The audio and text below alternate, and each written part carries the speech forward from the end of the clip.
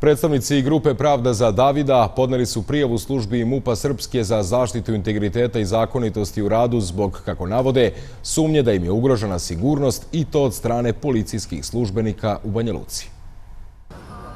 Članovi neformalne grupe građana Pravda za Davida strahuju za svoju sigurnost. Tvrde da već određeno vrijeme tokom okupljanja na Trgu Krajine, ali i prilikom odlaska kući, pojedine građane prati vozilo Audi A6 sa zatamljenim staklima.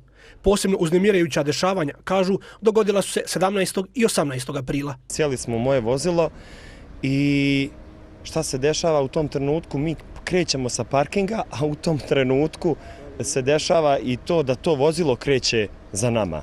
Ja sam to naravno odmah uočio, stao sam, vratio se namjerno unazad, međutim to isto uradio i taj Audi.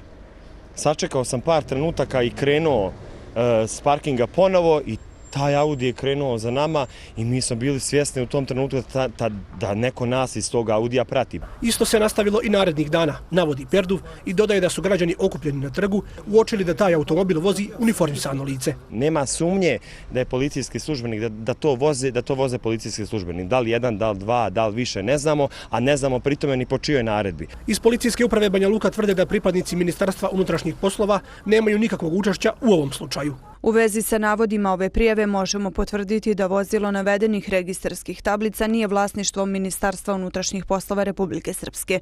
Policijska uprava Banja Luka ne preduzima nikakve istražne mjere i radnje prema Ozrenu Perdovu i Sofiji Grmuši, a navodi njihove prijave biće dodatno provjereni i ispitani. Saopštenje Banja Lučke policije nije konkretno, jer nije odgovoreno ko je vlasnik vozila, poručuje Ozren Perdov. Nama je jasno da ono ne pripada MUP-u. Ali nije to tema. Tema je ko je u tom vozilu i ko to prati ljude. Dakle, oni na osnovu registracijske tablice, pored toga što utvrde da vozilo ne pripada MUP-u, valjda mogu utvrditi kome to vozilo pripada i mogu demantovati ili potvrditi naše tvrdnje da je u tom vozilu da su bili policijski službenici. Mi smo neslužbeno, nezvanično dobili, nam se ljudi javili i rekli da to vozilo pripada određenom licu, mladiću iz Česme od 24 godine koji je zaposlen u policiji. Građani okupljeni oko neformalne grupe Pravda za Davida prijavu su uputili i Okružnom javnom tužilaštvu Banja Luka, a obavijestili su i kancelarije OHR-a, OSC-a, Ombudsmena za ljudska prava, EUFOR-a te druge nevladine organizacije u Bosni i Hercegovini.